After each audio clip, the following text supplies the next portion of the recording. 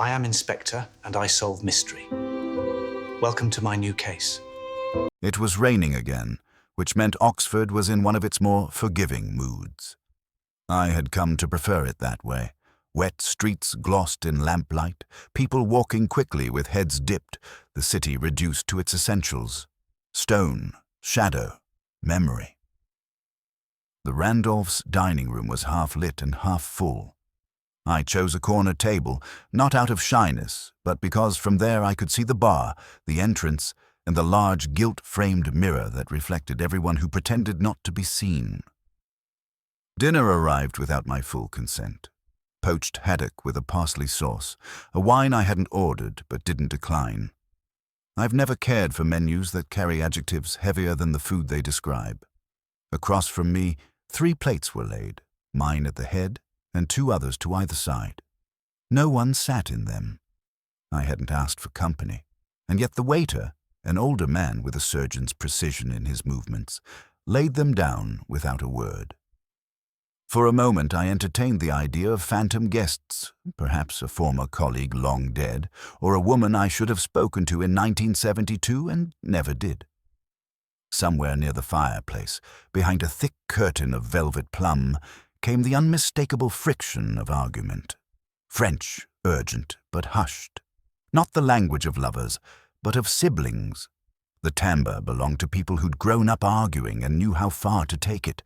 The woman spoke first, her tone too even, and the man replied with an edge that threatened volume. And then silence. A clink of glass.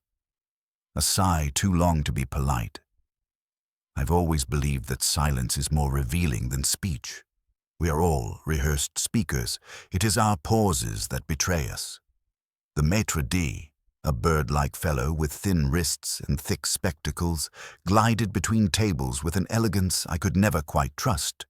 He hovered near mine twice, as if assessing whether he ought to explain the 3rd plate. He didn't. Instead, he adjusted the candle wick and remarked on the weather. I nodded in agreement, though I hadn't heard what he said. I lingered longer than the meal justified. The wine was average, the dessert unnecessary, and yet I remained. A crossword from the Times lay folded beside me. I'd filled half of it, but one clue refused me. Without voice or agency, she weeps beneath marble. 9. I had 5 letters. S__E. I stared at it until the letters became marks. The marks became dust, and the dust reminded me of something I'd once read about early funerary sculpture. The way grief was always carved as a woman with her head in her hands. At closing, the room emptied quickly. A man in academic tweed signed his bill with theatrical disgust. A couple, neither speaking, left with coats held like shields. I rose, nodded once to the waiter who had given me the 3rd plate, and made my way out into the rain without an umbrella. There are nights when getting wet feels deserved. The next morning I returned, not out of habit, but unease. The table where I dined was cordoned off with a velvet rope. The maitre d' stood in its shadow, attempting to look unapproachable. He failed. I said nothing, only glanced at the table. The 3 plates were gone. The candle was replaced. There was a small indentation on the chair beside mine, as though someone had sat for hours and shifted only once. He told me, gently, that breakfast was being served in the drawing room instead. A pipe had burst. Maintenance, routine. I asked nothing further.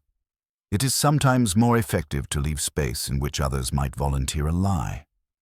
Later, alone in my flat, I returned to the crossword. The clue remained unanswered. But in my mind, I heard again the scrape of silverware against porcelain, a fork laid down too softly, the long exhale of a woman concealed by curtain. I knew that something had occurred, not loudly, not definitively, but irreversibly. There are deaths that begin long before the heart stops. And there are crimes so quiet you only notice them by the way a waiter clears a 3rd plate that was never used. Lewis rang just after 7. His voice, as ever, had the strange effect of making every occurrence sound mildly inconvenient, as if death itself were a kind of scheduling error. "A body," he said. "The Randolph again. No sign of violence. Just sitting there. Room 213. I remember saying that the Randolph didn't have a room 213, but perhaps I only thought it. Habit plays strange tricks. I put on my coat without urgency. The rain had softened overnight into that pale drizzle Oxford does best. Less water than memory, really. Inside, the hotel was already awake in its quiet, polished way. The receptionist, young, painfully so, was offering apologies to a woman who insisted the smell of polish in her suite was offensive to her dog. Behind him, the key rack stretched in its neat, symmetrical order. 211, 212, 214. I stared longer than I should have. The space where 213 ought to be was filled by a postcard from Venice, pinned at a hopeful angle. I didn't ask. He wouldn't have known. But someone had decided that room 213 did not exist, or, at the very least, preferred it that way. Upstairs, Lewis waited outside a door that bore no number. It was already ajar. He lifted the corner of the crime scene tape like a curtain in a theater no one wanted to attend. Inside, it was quiet in a way I distrust. Not the silence of peace, but the thick, cotton-wrapped hush of a room that has overheard too much. The man was in his early 40s, I'd have guessed. Suit well cut, but not expensive. Hands resting on the armrests like he'd asked a question and fallen asleep before the answer. The window beside him was open to the drizzle. On the floor beneath it, 2 faint marks where something heavy had stood and then been removed. No wallet, no ID, no luggage. The only trace of occupation was a half-drunk glass of water on the table and the faintest ring where a second glass had once stood beside it. The concierge arrived, all nervous hands and oaths of surprise. The room wasn't booked, he said, hadn't been used in weeks. Some plumbing issue. We always skip 213 in the registry, he added, with the tone of someone invoking a superstition he doesn't believe, but is afraid to test. I asked about food service. He blinked, said he would check. He returned 10 minutes later with the kitchen ledger, though I had little interest in ledgers. A note scrawled by a night porter, 3 plates to 2nd floor, by request. No room number. No name. Just the number of plates underlined twice, as if that held some significance. Lewis was muttering about CCTV and card access. I let him. He's good at finding facts, less adept at finding the seam between them. I wandered the room again. The drawers were empty, too clean. The waste bin held only a crumpled napkin, folded once, then again, as though someone had struggled with whether to keep it. On the writing desk, an old hotel brochure had been opened, not to the page with the spa or dining room, but to the section about the hotel's history, a paragraph circled in pencil. This room once housed a visiting poet who vanished in the summer of 1907, leaving only a manuscript and an unpaid bill. That detail might have meant nothing, but the pencil was sharp, the pressure uneven. A left-handed writer, and something about the curve of the circle, a kind of lingering like someone had paused at the end and hesitated. The rain drifted in through the open window. I stood by it, looking out onto the wet courtyard. The smell of old stone, sodden carpet, something faintly floral, jasmine maybe, or the ghost of it. Lewis asked what I made of it. I said I wasn't sure yet. But I was beginning to suspect that room 213 was never meant to be found, which of course made it the most interesting room in the building, and somewhere behind it all, beneath the missing number, the missing wallet, the missing name, was the unmistakable feeling that someone had returned to a place they were not supposed to be. It is one thing to vanish. It is another to do so in a room that does not officially exist. It came folded without envelope, slipped among the morning reports by some unseen hand, though the front desk swore it had been stamped and signed for, the way parcels from dead uncles arrive. No return address, only the salutation typed in neat, indifferent courier, to the one who always reads between meals. Not Detective Chief Inspector, not Morse. A tone of familiarity, not affection. That narrow margin between private joke and private threat. I unfolded it slowly, as one might with an old will or an ex-lover's birthday card. The paper was thin, the kind used in guest stationery sets, and smelled faintly of vinegar and thyme. 3 lines, evenly spaced, typed with deliberation. 2 dined in silence, 1 watched from the hall. The poet's mistake explains it all. Look where the mirror forgets to reflect. I read it again, then once more, slower. A riddle, perhaps, or something less willing to be solved. Lewis leaned over, brow furrowed with that pragmatic disbelief he wears like an inherited coat. A joke? He asked, then caught himself. No one jokes in courier font. It was the second line that stirred something, not the riddle, but the rhythm. I'd seen its shape before, a long-forgotten lecture, perhaps, or a late-night program on the 3rd. The poet's mistake, yes, it echoed Auden. Not the public Auden, all clocks and lovers and shielded faces. Something earlier, less eager to be understood. I spent the morning in silence, which is to say I read too quickly and listened too little. The image of the man in room 213 kept returning, the glass of water unfinished, the open window, the room unnamed. And now this letter, with its borrowed meter and too knowing tone. 1 watched from the hall, that, too, had a weight I couldn't place. It was Lewis who found the postmark, though he hadn't meant to.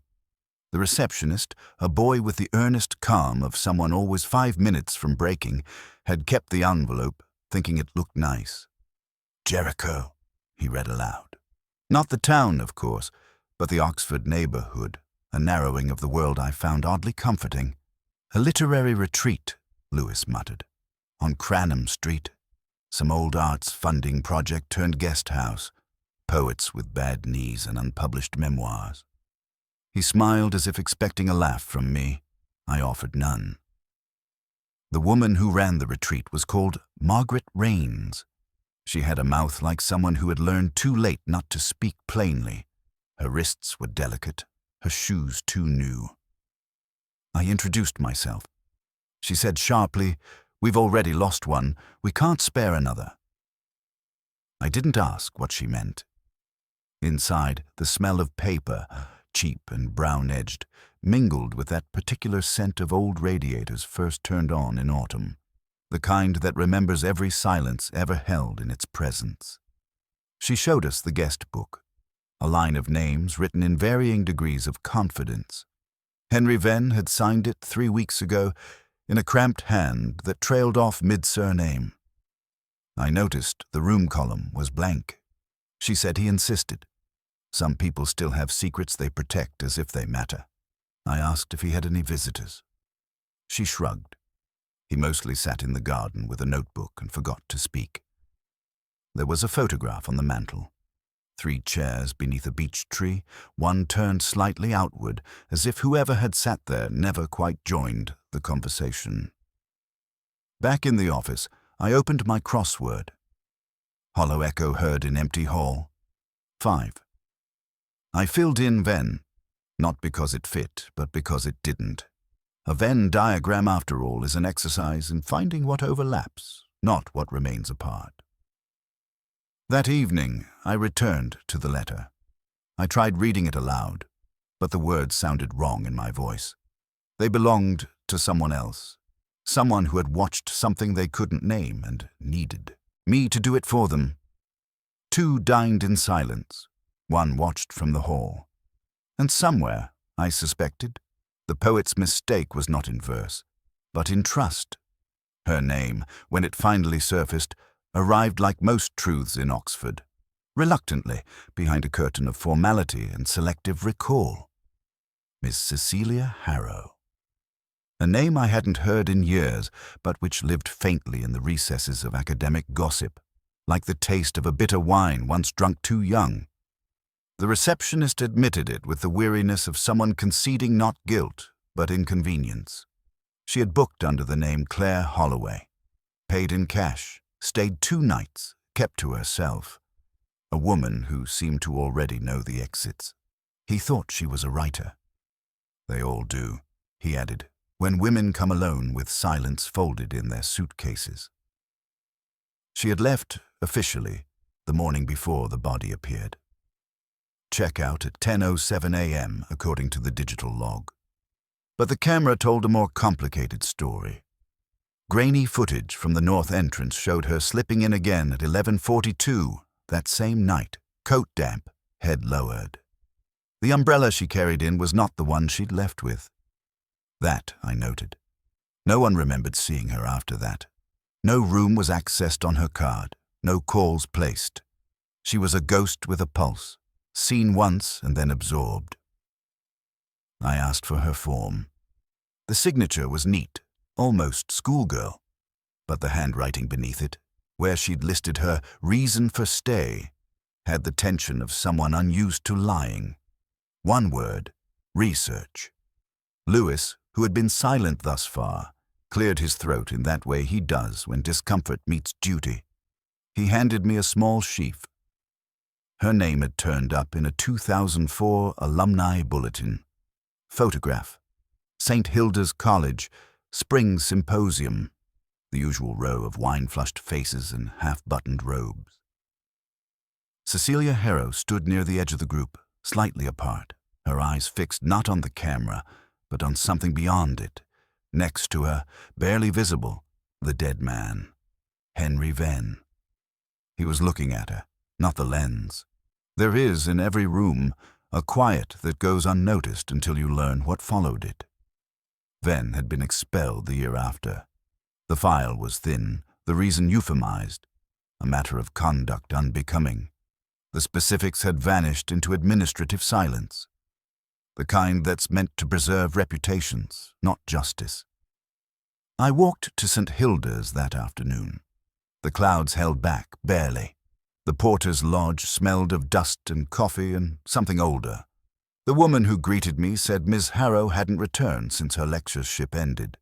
She taught Euripides mostly, women and tragedy. She left after a breakdown. Or was it a fellowship? People are always mistaking one kind of absence for another. In the college archives, I found a copy of her dissertation, the chorus of the Watching Women, observers as agents in Greek drama. The margin notes were sparse, but I recognized the way certain words were underlined, not for emphasis, but for indecision. Silence, interval, return. I stared out of the library window for longer than necessary. The trees in the quad had begun to turn, that particular rust orange that feels more like smoke than color. It wasn't her face I remembered, but her voice. A lecture, long ago. Something about Cassandra. The burden of being right too early, the tragedy of unheeded insight. A question she asked the room. If knowing the truth changes nothing, is it still knowledge? No one answered. I hadn't either. Back at the station, I reviewed the CCTV again. The umbrella. It was from the hotel. Standard issue for guests caught unprepared, which meant she hadn't come from outside. She had left, yes, but she had also remained. Somewhere. Lewis asked what I thought she was doing. Looking for something, I said. Or someone. And had she found them? I don't know, I replied. But she didn't leave again. Not by the door, anyway. I arrived a little after 4. The sun had fallen behind the western dormers of Norham Gardens, and the narrow houses had begun their slow retreat into themselves. That peculiar sighing quiet that belongs to retired dons and well-fed cats. Dr. Lionel Templeton lived at number 16, behind a gate that creaked just enough to feel deliberate. The hedge was cut with monastic severity, though a lone dandelion had made an unrepentant bid for sunlight by the steps. He greeted me with the slow elegance of a man used to being the oldest person in every room. A long face, thoughtful around the eyes, corduroy and Polish. He offered tea, not out of politeness but prescription, and I accepted without the usual resistance. I'd come more to listen than question, and Templeton had the voice of a man who measured truth in sentences, not declarations. He remembered Henry Venn immediately. Too clever, too quick. Had trouble with footnotes, the kind who reads Sappho and sees himself reflected.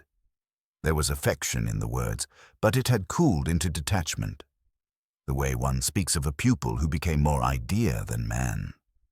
And Cecilia Harrow. He paused, poured tea with the slight tremor that age grants to even the most resolute of wrists. She was very bright, exceptionally so, but suspicious of brilliance in others. Not jealousy, just a kind of moral fastidiousness that made her difficult to impress. He added no sugar, stirred twice, then set the spoon down as if completing a ritual.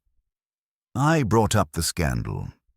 The university file had been redacted into oblivion, but whispers endure longer than ink. Templeton nodded, looked past me at the window. It was a translation assignment. Sappho, yes.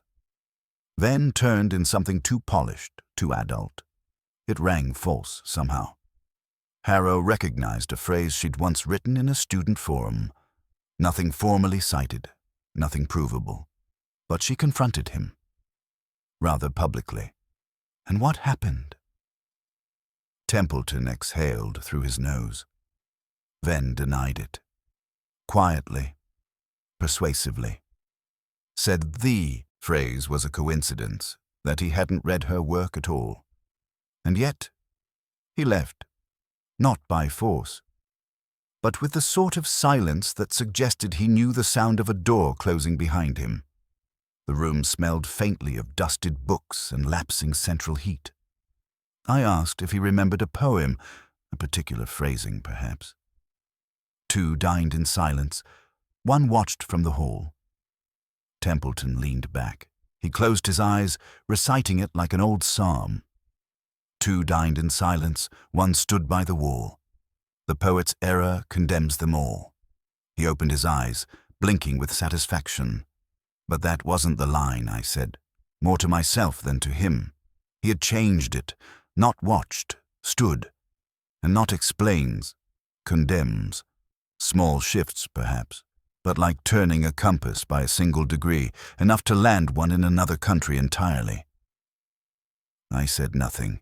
He was watching me too closely. He offered more tea. I declined. The bookshelf behind him was arranged not by title or author, but thickness. The spines formed a gentle wave, rising and falling like a heartbeat.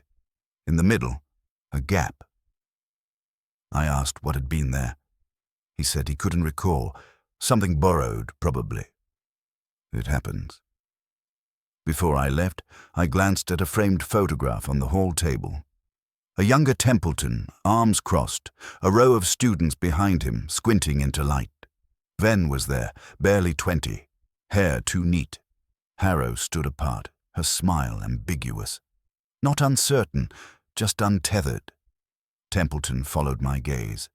They were both rare, intense. I always worried their paths would cross too directly. On the way out, the cat watched me from under the rhododendrons, yellow eyes unblinking. I stood for a moment beneath the grey sky and tried to recall the original poem, but my memory failed me. Only one line lingered, inexplicably. The poet's mistake explains it all. And in Templeton's voice, I had heard not explanation, but judgment. I returned to the Randolph, not with suspicion, but with something thinner, more uncertain, the feeling one gets when a painting has been moved half an inch off-center, not quite wrong, just newly disobedient. The table was still there. The same one I'd sat at during that first quiet meal, the night the rain made the windows hum like monks behind glass. The white linen had been changed, but there was still something in the air around it. Not quite presence, but an interruption, the ghost of an unfinished conversation. I asked to see the cutlery.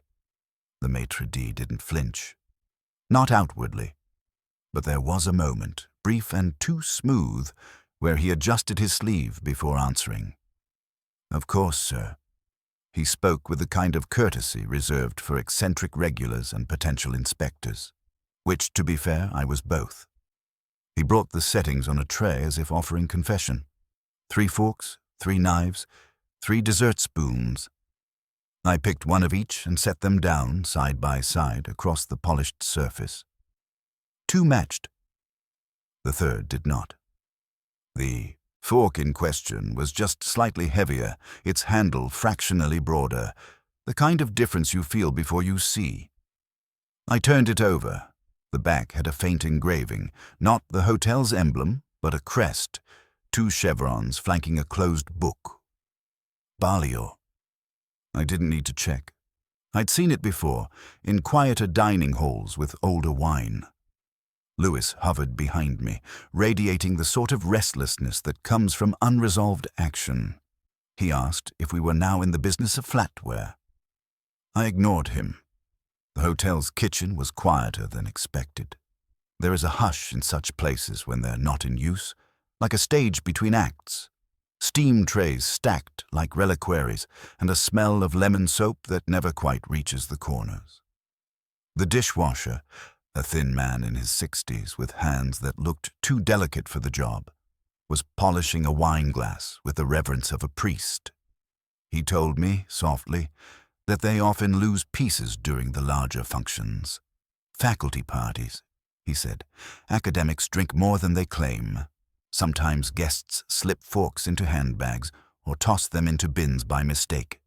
It happens. We replace them quietly. No fuss." "But not room 213, I said. He looked up then, eyes still sharp. "That room's not on the rota. No bookings. Not since, well, not recently." I thanked him. Outside, Lewis exhaled like a man who had waited long enough. He asked what a fork proved. "Nothing," I said, "except that someone borrowed something that didn't belong to this place, and that, unlike the rest of the cutlery, this one had a memory." He frowned, the way he always does when metaphor gets in the way of evidence. I asked him to retrieve the guest lists, faculty functions, any that occurred within the last fortnight. 3 would do.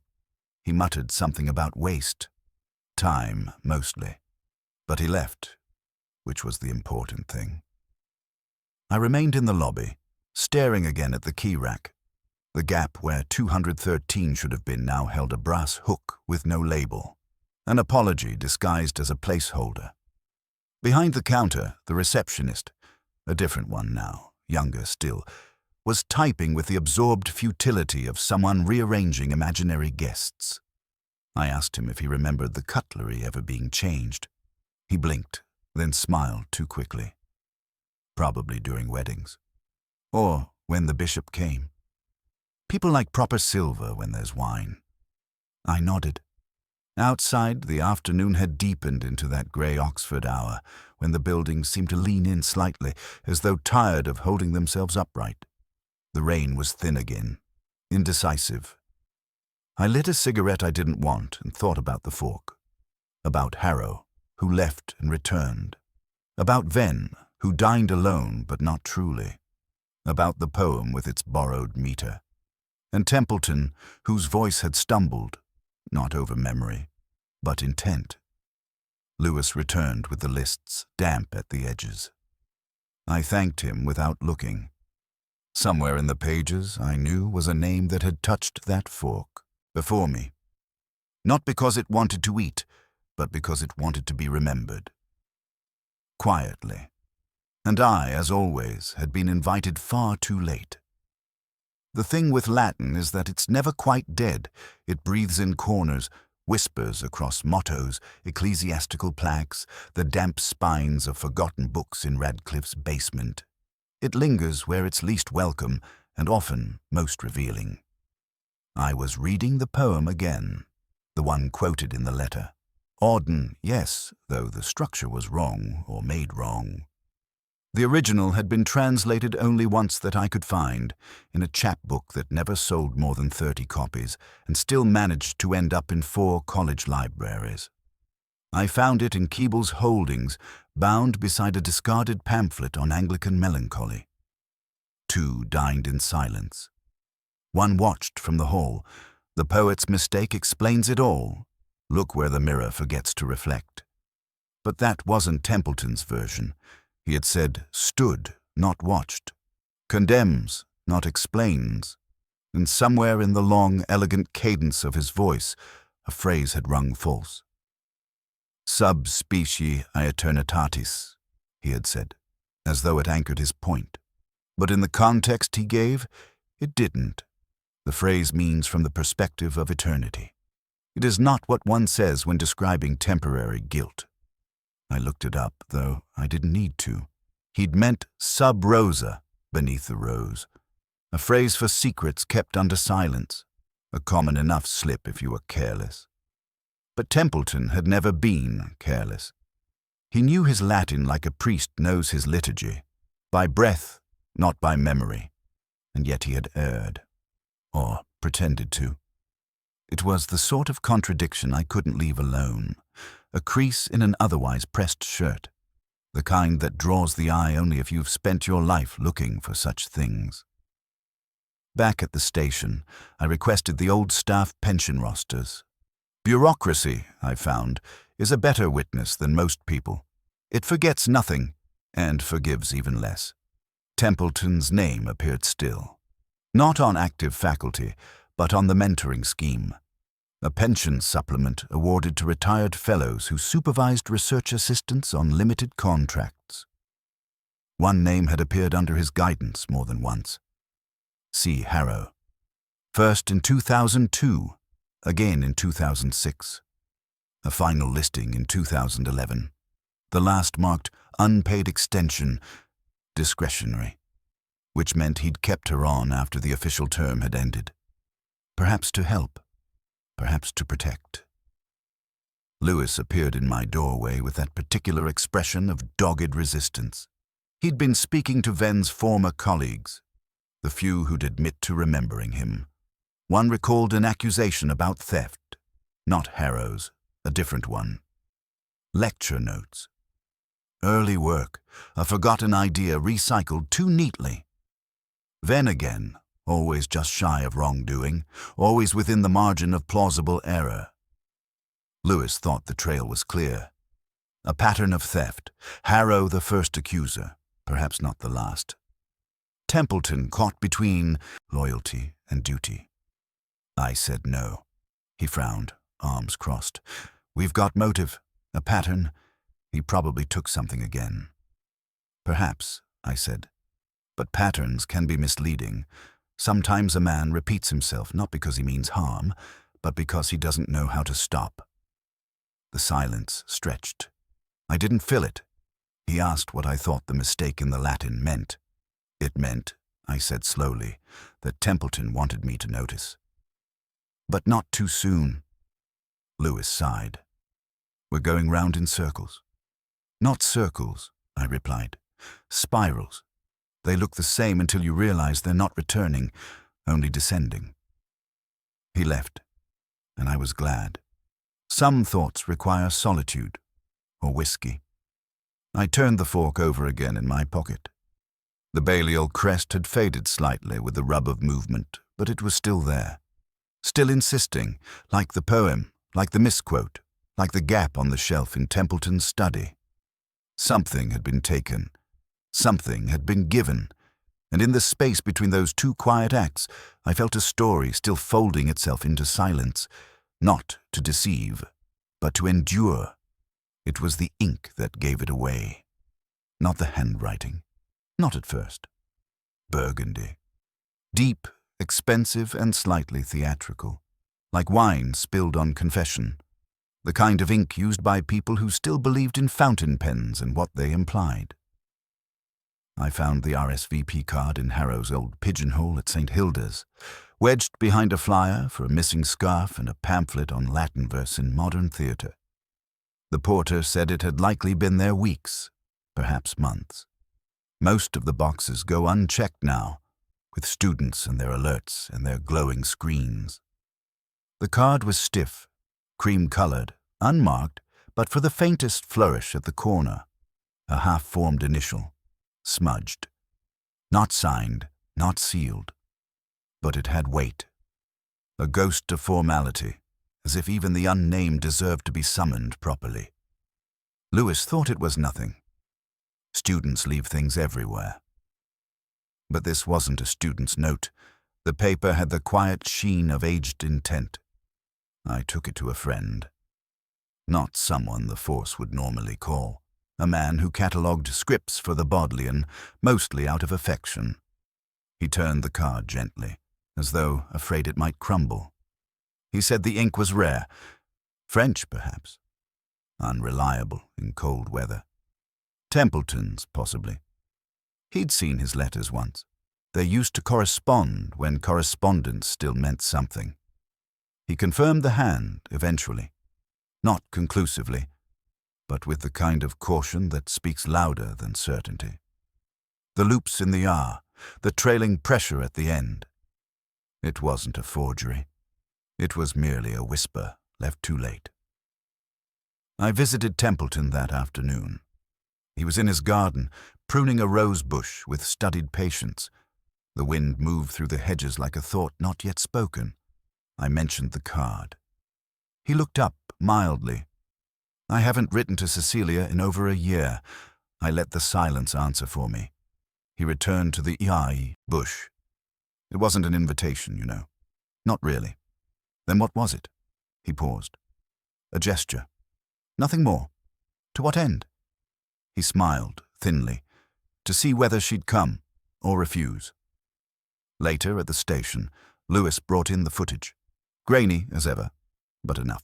Templeton, entering the side door of the Randolph just after 11. No coat, collar turned up. He walked like someone who had convinced himself he wasn't truly there. We called him in. He didn't resist. He watched the footage with an interest that bordered on fondness. When it finished, he turned to me and said, not defiantly, but almost wistfully, I only wanted to observe, not to interfere. Observe what? He shrugged. Regret. Resolution. Maybe even forgiveness. I asked what room he'd gone to. He smiled again. I didn't go up. Just the lobby. The fireplace. I sat for a moment and watched the doors. That was all. He nodded. Sometimes, when you've lost something, you don't want it back. You just want to know it still breathes. I said nothing. He was better at silence than I was. The file on the desk remained unopened. The ink sample beside it, drying. There is a certain kind of lie that doesn't pretend to be truth. It simply waits, polite and unbothered, for the moment to pass. That night I walked past the Randolph, though I told myself it was coincidence. The windows were dark, but one curtain on the second floor moved slightly. A trick of wind, perhaps, or memory still at work. The next morning I returned to my crossword. One clue remained, not yet answered, though once invited. 9. I filled in the letters slowly, unspoken, and left the rest unfinished. It was the barman who remembered. Not because he was meant to. Most nights blurred into each other like reflections in a wineglass left too long in sunlight. But because of the whiskey. That was the detail that had stayed with him. An order that didn't belong anymore. He said there were 3 of them, a man and a woman, tense, polite, too quiet for a reunion, too known for strangers. And a third, older, arrived late, didn't sit, just asked for a particular single malt he hadn't seen in years. He leaned in, voice hushed as if still behind the bar. Said it like it mattered. Ardmore, 1964. Not on the menu, but we had a bottle in the cellar. Old stock, almost forgotten. I asked what the man looked like. He scratched at the rim of his memory. Tall tweed coat, didn't take it off. Wore his voice like a scarf. Soft, but too precise to be casual. Templeton, of course. The whiskey confirmed what the footage had only implied. I asked how many glasses were poured. 3. 2 neat, one with a splash of water. Woman took the water. The older man, his neat. The younger, he didn't touch his, just watched. Did all 3 go up? The barman frowned. No, sir. Only the man and the woman. The older gent stayed behind, sat for a minute, then walked out slow, like a man who'd just said the wrong thing too. Late. And the glasses? He hesitated. I cleared the table, but one stayed behind, the untouched one. Left it till closing. Something felt unfinished. I asked what happened to it. Still there, I think. Didn't run the wash last night. Quiet shift. We found the glass tucked behind the espresso machine. It bore the oily trace of a fingerprint and the faintest residue at the rim. Not lipstick, something clearer, sharper. The lab later confirmed it. A mild sedative, undetectable by taste. A sleeping agent, harmless in small doses. Not enough to kill, just enough to forget. Which meant one of them hadn't come for closure. One of them had come for silence. I returned to room 213 in the late afternoon. The light through the curtains had grown thready, uncertain, as if the room itself was tired of rehearsing the scene. The table remained as we'd left it. The notepad by the window still bore a faint indentation. A crossword, half finished. I hadn't looked at it properly. I sat. The final clue was scribbled with a different hand. Not the block capitals of most solvers, but a looser script. Deliberate but hesitant. A question, not an answer. Sleeping Beauty's final guest, 7. I let the silence answer first, then reached for my pen. Regrets, 7 letters, and somehow the only word that fit. Lewis would later call it circumstantial. A crossword, a glass, a remembered whiskey. He wasn't wrong, but he wasn't right either. We're all made of circumstances. What matters is the weight we give them. That evening I poured myself a measure of something older than forgiveness. The crossword lay open on my desk. I stared at it long after the sun left the room. There are truths too fragile for arrest, too quiet for courtrooms. They live in misplaced forks, in mismatched quotes, in glasses left untouched, in the third guest who never climbed the stairs, and in the word no one says until the story has already ended. They found her just before dawn. The boathouse on the Cherwell, half collapsed, slumped against the water like a man too tired to sit upright. Fog still clung to the banks, making everything appear gentler than it was. Lewis said her expression was peaceful. I've never trusted that word. There were no bruises, no signs of struggle. Her coat was folded on the steps, boots placed neatly beside it. She'd walked in or drifted there. Chosen it, perhaps, or merely allowed it. In her pocket, a single page. Not a note, not addressed. A lecture draft. The handwriting was unmistakable. The same precise curves that had annotated Greek tragedy and cross-referenced footnotes to authors long gone unread. At the top, the title, On Reversal and Return, Ethics in the Passive Voice. And beneath it, one line in red. Forgiveness is an intellectual act. Not emotional, not spiritual, intellectual. As though it were a matter of argument, not ache. I sat with it for a long time, longer than was strictly necessary. The page had been folded twice, creased not sharply, but through repetition. Something carried often, but not given. Later, alone in my office, I laid the sequence out in quiet increments. No diagrams, no files, just memory and the sort of silence that lets a story tell itself. Templeton had invited them, or lured, depending on your sense of metaphor. The RSVP, unsigned. The poem, misquoted. He had planted the echoes deliberately, but softly. He hadn't intended violence, just reckoning. The dinner, 3 plates, 1 untouched. The sedative, mild. Enough to unburden speech, not end it. a mistake made not in malice, but in hope. I believe the dose was meant for Ven, that Templeton wanted him stilled, quieted, made permeable. A vulnerable audience to a kind of confession. Harrow was meant to speak, not as accuser, but as witness. She had always stood between them, the chorus in their private drama. And like all such roles, hers required too much understanding for too little reward. But something shifted, a glass set down, then picked up by the wrong hand. Ven drank the water meant for silence. And Harrow, perhaps she drank the stillness instead. When the effect took hold, when she could no longer say what needed saying, Templeton must have known. Perhaps he sat at the bar a little longer. Perhaps he watched the stairs, hoping the right words would find their way without him. They didn't. By morning, Ven was dead. Not through cruelty, through inertia, through a mercy misapplied. And Harrow, I think she realized in the space between knowledge and consequence that there was no one left to explain anything to.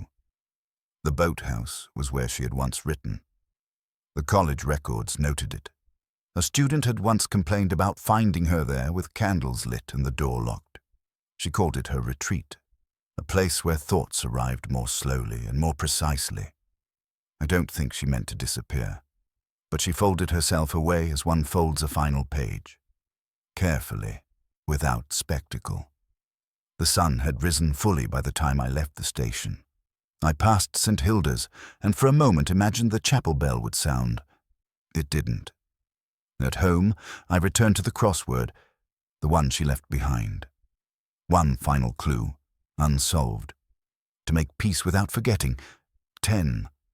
I stared at it, then wrote, Reckonings. The ink smudged slightly. I didn't correct it.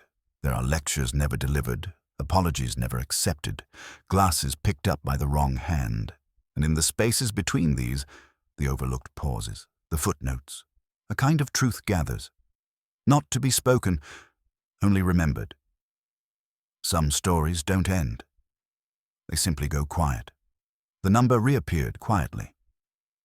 One morning it wasn't there, and by the afternoon it was brass, polished, modest as memory. 213 returned to its rightful place among the keys behind the Randolph's front desk.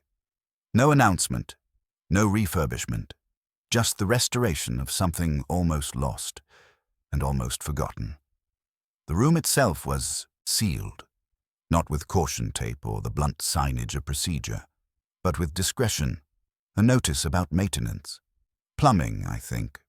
A lie so ordinary it felt true. No one asked. No one needed to. Oxford has its own rhythm of concealment. Templeton stepped down from his final post a week later. Not a resignation exactly, more the gentle retreat of a man who no longer wished to be asked things he'd already answered.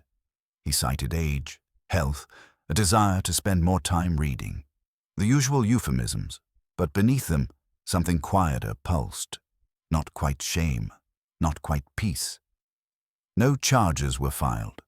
The Crown prefers clarity, and we had none to offer. What we had were gestures, misdirected kindness, sleep that arrived in the wrong glass, a body in a chair, another in a river, and a third so walking nightly through their shared absence. You cannot prosecute a misalignment of hearts, or not easily. I returned to the Randolph that evening. The table was still there, mine now, I suppose. In the corner where the wall met the rain-streaked glass. 3 plates again. I hadn't asked for them. The waiter brought them without question, as if something in my face confirmed the arrangement. Dinner arrived. I didn't taste it. The wine was red, dry, and forgettable. A Loire, perhaps. Or Spanish. I wasn't paying attention. Some meals are taken for remembrance, not pleasure. The rain softened as night settled in. It tapped gently against the window, the same rhythm it had kept the first time. Outside, Oxford blurred beneath the lamplight. Outlines without substance, stories without endings. I reached for the wine list. I don't know why. A habit, maybe. Something to fill the space between the second and third glass. The quote was at the bottom margin. A flourish, perhaps added by the manager to lend a literary tint to the Cabernet. It read, "So much depends on error. T.S. Eliot." Except it wasn't Eliot. It was Larkin. From a letter, I believe, written to a colleague after misplacing a manuscript, a wry aside not meant for permanence. And yet here it was, laminated beside pairings of duck confit and chilled Merlot. I smiled, faintly. So much depends on error. Not on motive, not on cruelty, on error. The wrong fork, the wrong glass, the wrong moment to speak. And once it happens, we spend years walking backward through memory, trying to rearrange the furniture. Lewis had asked me once, long ago in a pub no longer standing, why I stayed in Oxford, why the dead seemed more at ease here than the living. I told him it was the silence, and the stone, and the way both seemed always on the verge of saying something just beyond hearing. The plates were cleared, the candle guttered. I left a tip too generous and walked out into the drizzle without my coat. There are crimes, and there are consequences. But some events exist in the middle distance, not as puzzles, but as echoes. We don't solve them. We listen. And sometimes, if we're very lucky, we understand just enough to let them rest.